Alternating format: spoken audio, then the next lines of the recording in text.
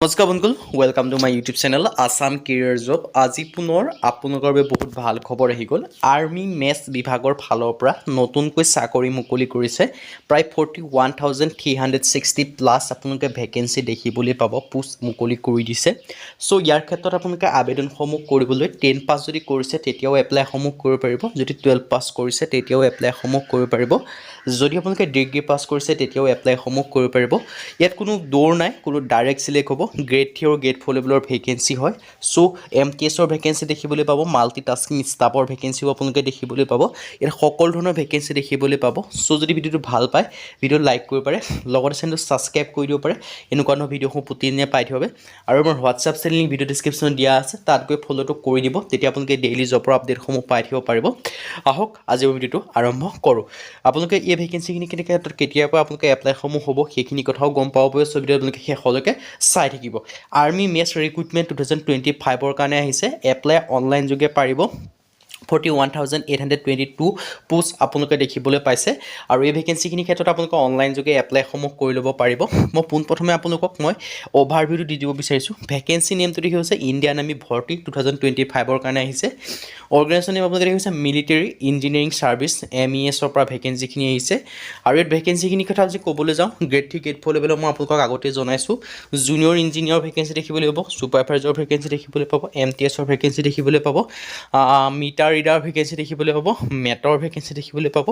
UDC vacancy দেখিবলৈ পাব LDC vacancy দেখিবলৈ পাব কেনমেনৰ ভেকেন্সি দেখিবলৈ পাব ষ্টেনৰ ভেকেন্সি দেখিবলৈ পাব ড্ৰাফটমেন আদাৰ ভেকেন্সি আপোনালোকে দেখিবলৈ পাব সো যদি আপোনালোকে ইণ্টাৰেষ্টেড হয় ইলিজিবল হয় আপোনালোকে আবেদনসমূহ কৰি ল'ব পাৰিব সো আপোনালোকৰ এটা ডাঙৰ সুযোগ আৰু এটা ডাঙৰ সুবিধা আহিছে সো সুযোগ আৰু সুবিধাটো আপোনালোকে গ্ৰহণ কৰি আপোনালোকে যি আবেদনসমূহ বৰ্তমানলৈকে যি কৰা নাই আপোনালোকে আবেদনসমূহ কৰি ল'ব পাৰিব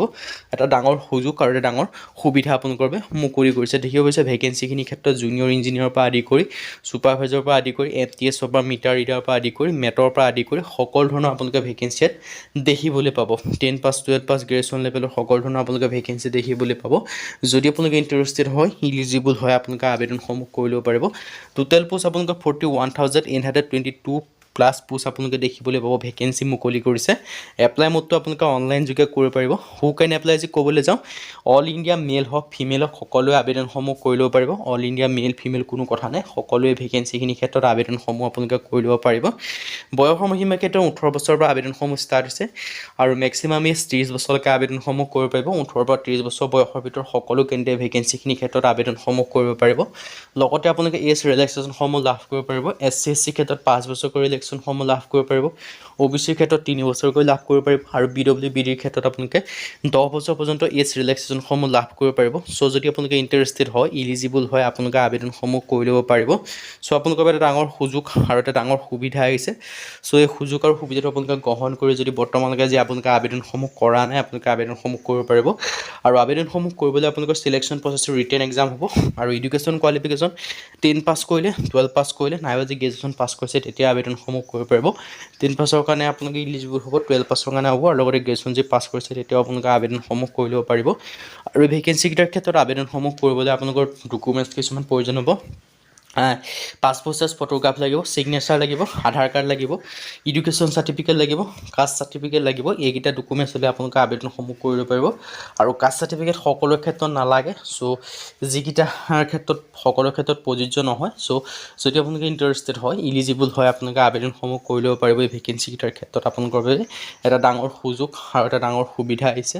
সো সেই সুযোগ আৰু সুবিধাটো আপোনালোকে গ্ৰহণ কৰি যদি আপোনালোকে আবেদনসমূহ কৰা নাই আপোনালোকে আবেদনসমূহ আপোনালোকে কৰি ল'ব পাৰিব এই ভেকেন্সিকেইটাৰ ক্ষেত্ৰত আপোনালোকৰ বাবে এটা ডাঙৰ